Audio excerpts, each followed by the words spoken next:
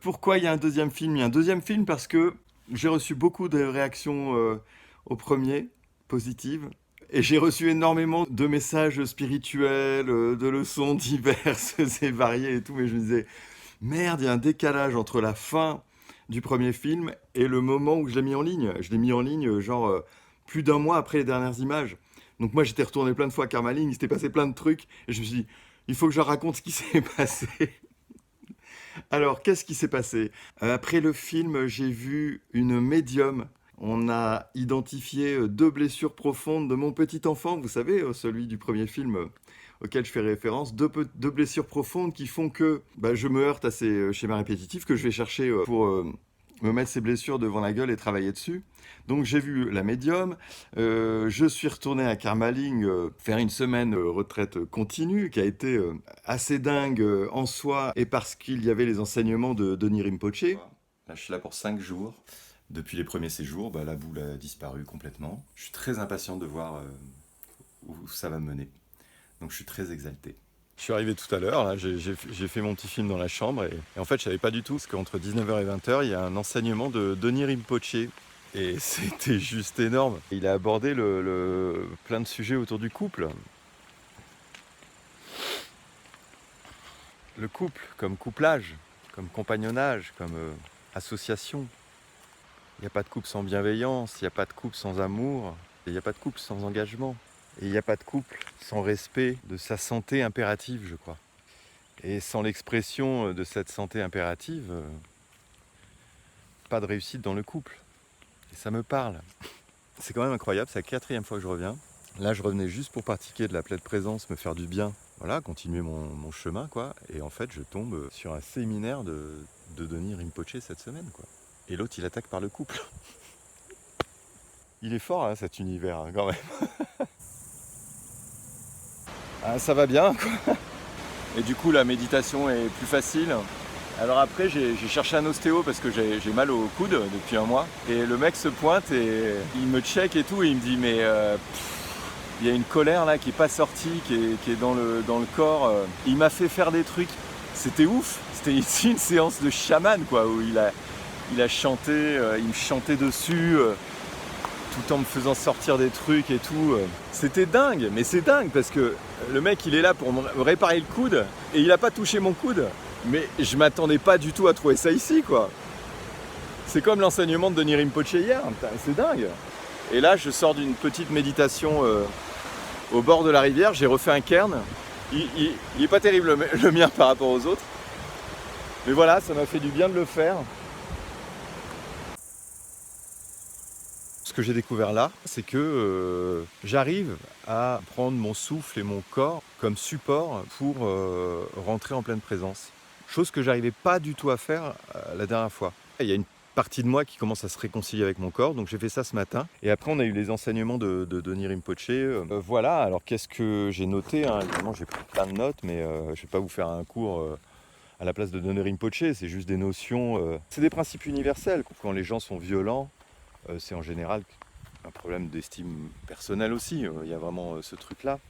Il disait voilà, il faut être vraiment sous emprise profonde de ses souffrances, de ses colères, pour être violent entre quatre yeux. C'est quand même rare. D'où la violence, il en a parlé, par texto, par mail, etc. Voilà, quelle est la source de la pollution qui nous fait souffrir? La saisie cognitive. La saisie qu'on fait tous dans nos relations. Moi le premier, quoi. Il faut vivre les choses en ayant conscience de comment on les vit.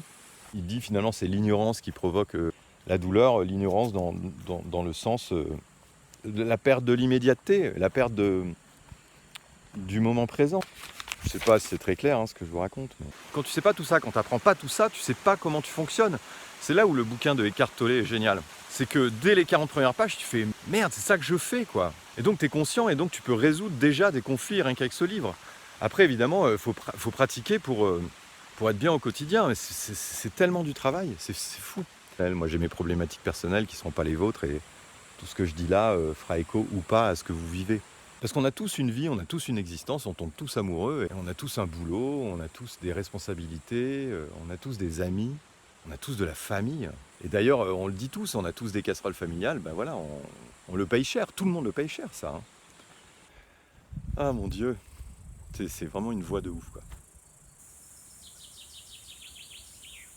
Bah voilà, insomnie, de nouveau en arrière, vraiment, enfin, alors Delphine, notre facilitatrice, me disait: «Arrête de dire que tu es retourné en arrière, c'est un jugement.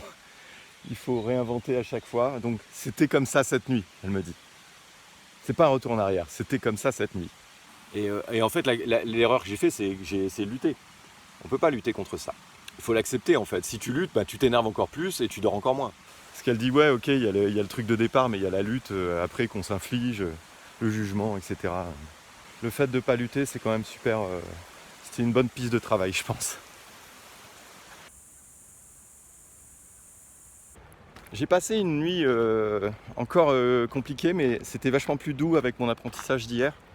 Juste accepter le côté compliqué de cette nuit. Par rapport au premier film où je disais que de filmer était mon seul moment en pleine présence, là je me rends compte que ça s'inverse. Et ça c'est top. Et maintenant là je raconte juste mon truc pour au cas où il y a un petit film. Mais en fait je suis bien à côté maintenant. Je suis plus du tout dans le même état quand même. Et finalement les hauts et les bas, tout le monde en a. Voilà, c'est toutes les rencontres ici. Les gens à un moment sont venus à ça parce que ils étaient dans le mal-être. Voilà, le monde occidental est malade de non-accompagnement spirituel et de non-distinction entre l'ego, le mental et notre être véritable. Et ce mal-être ne passe que par le travail sur soi. Si on ne bosse pas dessus, ce sera toujours pareil. Et on le voit, c'est soit ça vient d'un événement extérieur, en général c'est une rupture, hein, ou des situations dans le boulot qui font que... voilà, il n'y a qu'à voir le nombre de suicides, de burn-out, etc. dans le boulot. Soit ça vient de l'intérieur, c'est-à-dire ça se traduit par la maladie. Et on voit bien en Occident tous ces cancers, toutes ces maladies auto-immunes qui ne sont déclenchées que par nous-mêmes. Faut pas rêver, quoi. On voit bien les rémissions, y a un paquet de cas d'école quand on étudie le truc un peu. Il y a rémission quand il y a respect de l'être, respect de l'être que nous sommes. C'est génial de le réaliser, de le mentaliser et de le travailler dans le corps. Voilà, je vais marcher. Bon, je suis hyper content de cette semaine. Le grand plus, c'est cette histoire que j'arrive à me baser sur mon corps et mon souffle pour méditer en support. Ça, c'est la grande nouveauté. Et puis, j'arrive de mieux en mieux, dès que j'ai une pensée, dès que j'ai une émotion négative, à tout de suite me concentrer sur où ça va dans le corps. Et je vois que ça va de plus en plus vite, là où c'était vraiment impossible avant. Et le troisième grand truc nouveau que j'adore, c'est les enseignements de Rinpoche. Là. Ça m'apporte quelque chose de spirituel et philosophique que j'avais l'impression de construire tout seul avant. Et j'ai l'impression que là, je connecte avec un truc où je fais « Ah, mais attends, mais il y a un apprentissage là-dessus, quoi. » J'ai l'impression que là, je rencontre une famille spirituelle et philosophique qui correspond à ce que je suis, en fait, au fond. Ensuite, je suis revenu ici quelques jours et après, j'ai fait 4 jours de stage pleine présence sur la voie chamanique. Une espèce de stage qui a été complètement dingue pour moi parce que j'ai connecté avec des choses, que ce soit l'animal totem, la confirmation de mon guide, salut papy, des choses, voilà, que si vous ne vous intéressez pas à tout ça, je trouvais ça complètement fou, mais bon, vu de chez moi, voilà. C'est mon chemin, voilà, c'est personnel. J'ai prévenu dès le premier film, c'est personnel. Je ne sais pas du tout à quelle sauce on va être mangé. Je suis trop content d'être là. Voilà, je me sens toujours aussi bien. Bon bref, ça paye. C'est top, quoi. Je sors de ma première journée de stage pleine présence dans la voie chamanique. Moi, je suis vraiment arrivé vierge, hein, parce que je connais mon mental puissant, donc j'avais aucune attente. Mental puissant, c'est pas une qualité, hein. À peine le tambour avait commencé à résonner que... moi je suis parti tout de suite, quoi. Bref, et le perroquet me dit « Mais toi, si on t'ouvrait le cœur, mais t'exploserais !» Je veux voir la panthère. Et la panthère me dit « Il a raison, le perroquet, dans la mesure où tu fais déjà le boulot. » Le dauphin me console, le dauphin me nettoie. Putain, ça doit vous paraître, mais complètement hallucinant ce que je vous raconte. Et puis je savais plus si j'étais en haut, en bas. J'étais complètement perdu dans les mondes. C'est presque traumatisant. Enfin, c'était bien que je le vive. C'était absolument magique. Ça m'a donné une force de fou. C'est impossible à décrire même. En fait, je vais pas vous raconter le comment, du pourquoi, de comment ça s'est passé. En fait. Parce que d'abord, là, on est vraiment dans un truc très spécial et je veux pas que vous preniez ça pour du mysticisme ou un truc pas sérieux, quoi. Les chamans sont les premiers médecins dans le monde. On en trouve des traces, mais au début de l'humanité, quoi. Mais comme nous, en Occident, on est des gros teubés et qu'on comprend rien au monde vivant. La preuve, c'est, vous voyez bien ce qu'on en fait du monde vivant, donc Non, mais du coup, j'ai pas envie de raconter comment se passent les choses en fait. Ce que je peux vous raconter par contre, c'est que ça confirme qu'il faut que ça confirme qu'il faut que je fasse les choses, quoi. Il faut que je crée et que je véhicule ce que j'ai à véhiculer et que je sois dans le soin aux autres dans la mesure de mes capacités. Mais en toute humilité, encore une fois. La frontière entre l'humilité et le manque de confiance en soi, me concernant, elle est quand même fine. Il faut que je prenne confiance, quoi. Donc d'ailleurs, ce soir, on a un rituel de feu.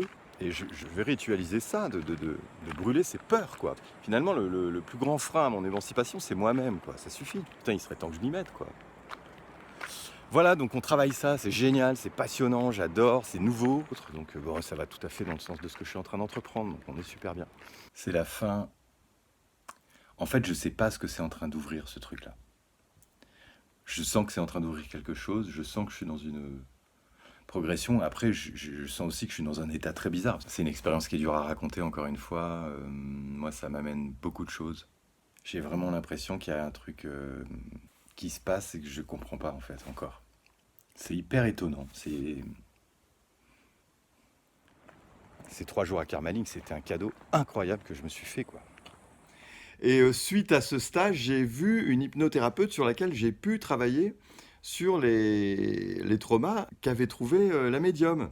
Ce sont des gens merveilleux que j'ai rencontrés et du coup qui m'ont permis de faire un bond en avant. Voilà, de reconnecter avec ces blessures, de les reconnaître, de les réparer, de boucler cette boucle-là. Du coup, maintenant que j'ai fait tout ça, je vais partir en voyage pour ouvrir au monde et puis pour éprouver cette nouvelle personne que je suis, parce que le fait d'avoir réglé ces histoires de blessures, j'ai pas tout réglé, mais vraiment j'ai réglé la principale. Donc ça, on est passé par-dessus, c'est un truc énorme chez moi, quoi. Par rapport au début du film, au début du premier film, vous vous rendez pas compte. Mais pour moi, ça a été un changement personnel énorme qui fait que je suis vachement plus entier et complet, je me sens entier et complet. Et du coup, j'ai envie de découvrir le monde de façon entière et complète. Il y a plein de peurs qui ont été balayées, moi. C'est génial de faire ce boulot, hein, franchement. Bon, bah, je ferai peut-être un petit film de mon voyage, du coup. Merci d'avoir regardé ce film, encore une fois. Merci de vous intéresser. Et ça me fait tellement plaisir. Je vous embrasse, salut!